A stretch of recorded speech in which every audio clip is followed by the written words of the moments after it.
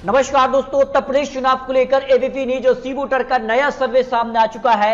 आखिर 4 दिसंबर के वीकली सर्वे में उत्तर प्रदेश को लेकर जो नया सर्वे सामने आया है उसमें कितना बदलाव देखने को मिला है, क्योंकि काफी कुछ रैलियां हो चुकी हैं, राजनीतिक पार्टियां चुनावी मैदान में उतर चुकी हैं। इसके बाद कहीं ना कहीं चुनाव के जो आंकड़े यानी नए सर्वे के सामने आए हैं उसमें कितना यहां पर बदलाव देखने को मिल रहा है। एबीपी न्यूज सी वोटर ने जो नया सर्वे जारी किया है, शुरुआत करते हैं। जो बड़ी खबर है कि किसान आंदोलन कहीं ना कहीं उत्तर प्रदेश चुनाव के लिए एक महत्वपूर्ण यहां पर फैक्ट डाल सकता है। इसको लेकर कितना यहां पर जनता इसके पक्ष में दिखी है और कितना इसके विपक्ष में दिखी है, इस पर देखिए एबीपी न्यूज सी वोटर ने जो सर्वे जारी किया है। डकैत के धरना खत्म नहीं करने से भाजपा को फायदा हो गया है नहीं, क्योंकि पश्चिमी यूपी काफी महत्वपूर्ण है और पश्चिमी यूपी में किसान आंदोलन काफी महत्वपूर्ण असर डाल रहा था। इस दौरान प्रधानमंत्री मोदी ने तीनों जो कृषि कानून है वापस लेने का ऐलान कर दिया है, लेकिन धरना अभी खत्म नहीं हुआ है। तो इसका फायदा बीजेपी को होगा या इसका नुकसान होगा? इस वक्त सर्वे के आंकड़े कहते हैं कि हाँ 43% लोग मान रहे हैं कि इसका फायदा बीजेपी को होने वाला है,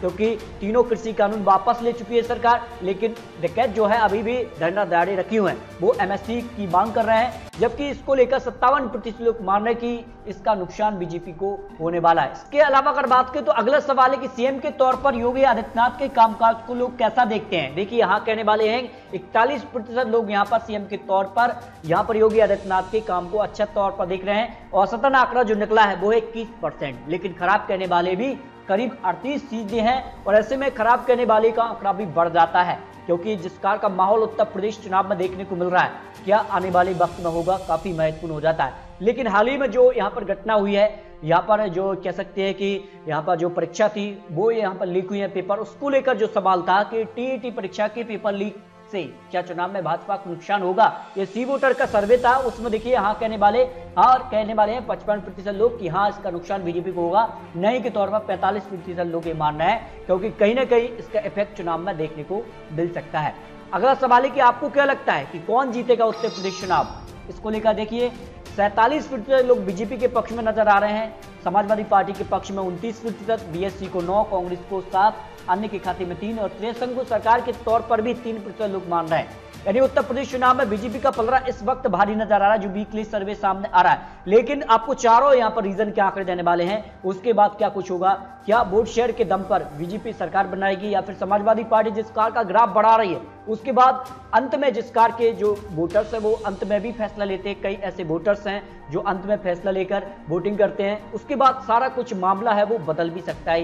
यहाँ पर बात कर लेते हैं कि सीएम की कौन पसंद हो सकता है उत्तर प्रदेश चुनाव के लिए, सबसे अच्छा उम्मीदवार कौन हो सकता है। इस पर देखिए योगी आदित्यनाथ 43% लोग मान रहे हैं कि वर्तमान सीएम यानी योगी आदित्यनाथ ही उत्तर प्रदेश के चुनाव में जीत सकते हैं मुख्यमंत्री के तौर पर, यह आपको सवाल है। जबकि अखिलेश यादव को 30%, क्योंकि अखिलेश यादव यहाँ पर जिस कार की छवि बना रहे हैं और यहाँ पर ज्यादा अंतर देखने को नहीं मिल रहा है, 13% का अंतर है। लेकिन यहाँ पर अगर बात करें तो अखिलेश यादव और योगी आदित्यनाथ 43 और 30 के अंतर पर हैं। मायावती जी 16%, प्रियंका गांधी 4, जयंत चौधरी 2 और अन्य खाते में 5% सीएम के तौर पर यहाँ पर उत्तर प्रदेश चुनाव को लेकर जो सर्वे सामने आ रहा है। अब बात करते हैं कि चारों रीजन के आंकड़े क्या कहते हैं उत्तर प्रदेश चुनाव के लिए। जो नया सर्वे सी वोटर ने जारी किया है, इस हिसाब से उत्तर प्रदेश में क्या कुछ हो सकता है, चारों रीजन के आंकड़े, उसके बाद आपको फाइनल आंकड़े देंगे। देखिए शुरुआत करते हैं बुंदेलखंड के लिए, क्योंकि बुंदेलखंड काफी महत्वपूर्ण हो गया है। एक एक रैली दोनों ही बड़ी पार्टियों की यहाँ पर हो चुकी है। यहाँ पर बात करें तो प्रधानमंत्री मोदी जी यहाँ पर झांसी पहुंच चुके हैं, तो यहाँ पर बात कर लेते हैं जिस कार से यहाँ पर अखिलेश यादव भी झांसी पहुंच गए हैं। उसके बाद झांसी पहुंचने के बाद अखिलेश यादव की जो रैली थी उसमें कहीं ना कहीं जनता एक बहुत बड़े यहाँ पर अंतर में देखने को मिली थी, जिस कार के यहाँ पर जो जनता का जूम देखने को मिला था। उसके बाद जनता के जो पहुंचने से 1% का इजाफा यहाँ पर समाजवादी पार्टी को हुआ है। देखिए 27 नवंबर को भाजपा को 41% वोट शेयर और 4 दिसंबर का जो सर्वे है उसमें भी 41% वोट शेयर। लेकिन फायदा किसे हुआ? देखिए समाजवादी पार्टी को 32% वोट शेयर, लेकिन 33% पे पहुंच गई, क्योंकि यहाँ पर समाजवादी पार्टी अखिलेश यादव यहाँ पर झांसी पहुंचे हैं और झांसी पहुंचते ही उनकी जो यहाँ पर रथ यात्रा है वो काफी महत्वपूर्ण थी, उसमें जिस कार का जनसैलाब देखने को मिला था, उस कारण से समाजवादी पार्टी कहीं ना कहीं बुंदेलखंड में भी यहाँ पर वोट शेयर में इजाफा कर रही है। हालांकि 2017 में बुंदेलखंड सभी 19 सीटों पर समाजवादी पार्टी को हार का सामना करना पड़ा था। क्या 2022 में भी होगा? क्या समाजवादी पार्टी यहाँ पर अपना खाता खोलेगी? तो ये काफी महत्वपूर्ण हो जाता है। बात कर लेते हैं पूर्वांचल के लिए, तो पूर्वांचल भी काफी महत्वपूर्ण हो गया है और पूर्वांचल काफी महत्वपूर्ण इसलिए माना जाता है क्योंकि पूर्वांचल से ही उत्तर प्रदेश के लिए जाती है।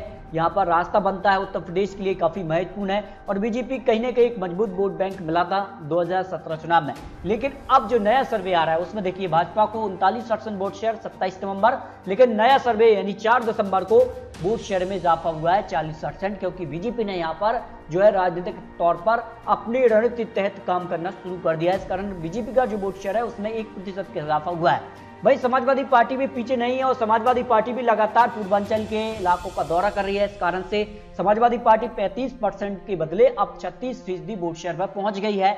जबकि यहाँ पर नुकसान किसे हो रहा है, देखिए यहाँ पर बात कर लेते हैं तो बीएसपी को नुकसान हो रहा है, 13% के मुकाबले 12 पर आ गई है। कांग्रेस को 7 पहले थी, 7 अब है।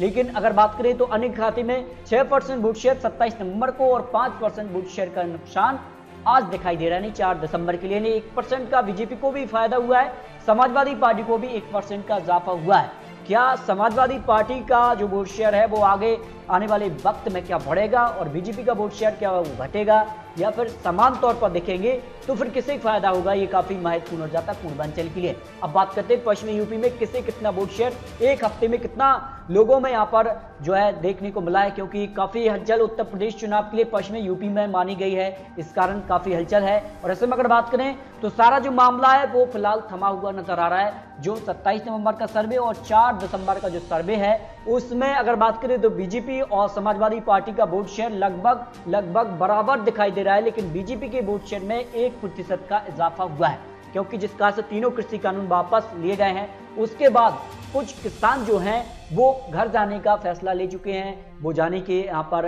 कह सकते हैं कि मीटिंग की जा रही है किसानों की, लेकिन अंतिम फैसला यहाँ पर क्या होगा ये तो आने वाला वक्त ही बताएगा। लेकिन अब बीजेपी को पश्चिमी यूपी में फायदा मिलना शुरू हो गया है, ये आंकड़े कहते हैं, जबकि बाकी किसी को ज्यादा फायदा नहीं हो रहा है। समाजवादी पार्टी 33 है और 33 आज भी दिखाई दे रही है। बीएसपी को 16% और 16% 4 दिसंबर को भी है और कांग्रेस को 7 और 7 अब भी है, यानी 1% का जो फायदा हुआ है वो अन्य को नुकसान है, जबकि बीजेपी को यहाँ पर फायदा हुआ है। अब देखिए अगर बात कर लेते हैं कि अवध रीजन के क्या आंकड़े 118 विधानसभा सीटों पर अवध रीजन के क्या यहाँ पर आंकड़े निकल कर आए हैं। देखिए अवध रीजन के लिए बीजेपी को 43% वोट शेयर, कांग्रेस को यहाँ पर बात करें केवल 9% वोट शेयर, वीएससी की बात करें तो यहाँ पर 10% वोट शेयर है, समाजवादी पार्टी को 31% वोट शेयर, अन्य के खाते में 7% वोट शेयर 118 विधानसभा सीटों के लिए लगाए। अगर उत्तर प्रदेश की सभी 403 सीटों के लिए यहाँ पर यूपी का वोट शेयर देखा जाए तो कितना वोट शेयर किसके पक्ष में दिखाई दे रहा है, पहले के मुकाबले जो नया सर्वे सामने आ रहा है इसमें कितना अंतर दिखाई देता है,